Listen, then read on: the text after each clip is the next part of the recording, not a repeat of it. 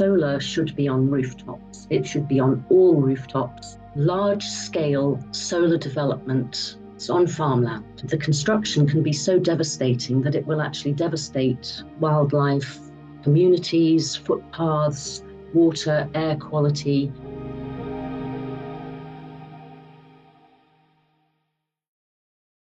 Welcome, Kali, to Cafe Rainy Days. Hello, Sujata. Thank you so much for having me. So Kali Tinkler is a chartered landscape architect with over 40 years of experience.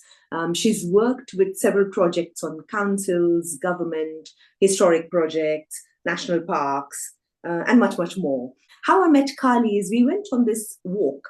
This walk was basically it was opposing a solar farm. Now, one of the things that Kali's CV says, you're pro-sustainable issues, but then you're opposing a solar farm. Well, that was the question I asked myself 3 years ago when a group approached me and asked if I would advise them and help them oppose a solar development. And I said, oh, I don't think so. Solar is good, it's sustainable, we need renewable clean energy. And they said, well, will you just have a look at the application for us? So I said, yes, okay. And the only reason I said I would take it on was because the quality of the information which had been submitted was so poor. I felt professionally that I didn't want them to get away with that. I was giving them a bit of a ticking off. But as I looked closer at the project, I began to realize that what we have to make clear at the beginning is that there's a big difference between talking about solar generally, which can be fantastic. Mm-hmm. What I'm talking about specifically is large-scale solar development, ground-mounted in rural areas on farmland. Right. And over time, I came to the conclusion that we are being sold a picture of benign solar panels with sheep and wildflowers underneath. The reality, not only of that, and the environmental destruction that's caused putting these things in, and the loss of productive arable land, but the construction can be so devastating that it will actually devastate wildlife, communities, footpaths, water, air quality. Then I discovered that solar is only about 11% efficient because, of course, in this climate, we get a lot of cloud, we get winter, it's not generating electricity when and where it's needed. And therefore, they have to cover huge amounts of land in order just to generate relatively small amounts. So wind is much more efficient, whether you like it or whether you don't is another matter. But I've concluded that solar should be on rooftops. It should be on all rooftops. New build. At first, I didn't like the idea of solar panels on roofs because they can shine, they can glare, they don't look great. But as time's gone by, the designs are a lot better and they're more efficient. So I hope that answers that question. Yes, it does. So what the argument is not against solar power itself.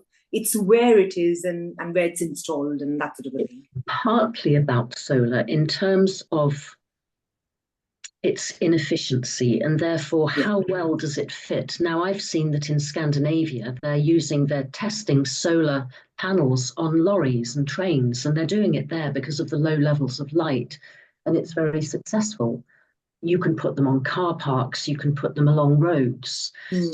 Solar has a role to play, but not that it should be necessary to cause environmental and human harm and justify that in the cause of REACH Plus.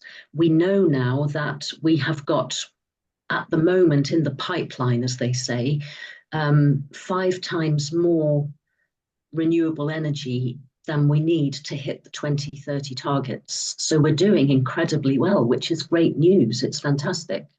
Yeah.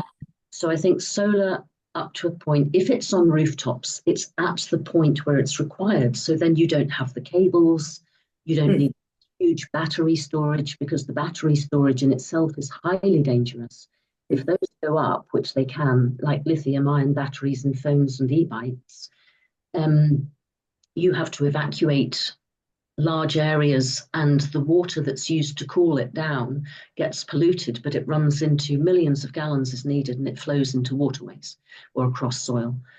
These Wow. things that aren't understood or aren't, obviously the developers don't offer those things in planning, but over the last 3 years, there have been some great organisations, including the ones that arranged the picnic, the UK Solar Alliance, who are bringing together people, scientists, barristers who are giving their time for free and saying, we completely agree, this is not right. Mm. Just not right. And I cannot see a good argument for using agricultural land for solar development. Because you're killing agriculture in the process. So as you mentioned, it's only 11% efficient. I mean, in a country where I come from in India, it must be way, way more efficient because we've just always got the sun shining on us. But then when you compare it with wind energy, how efficient is wind energy? Up to about 65. Oh, wow, that much of a difference. Yes, a big difference, depending on where it's located. I mean, we don't always get windy days, and it depends, but Yeah. Again, I didn't like the idea of the offshore wind. Part of the problem with solar being allowed at the moment is because not many have been constructed, and so the effects haven't been understood. They're only just beginning to be realised. Whereas with the wind farms, people are beginning to see what the effects are. For example, are they affecting seabirds? Are they affecting the sea? And those problems can then be designed out, or a different location selected. So we're becoming more knowledgeable and reducing the effects all the time.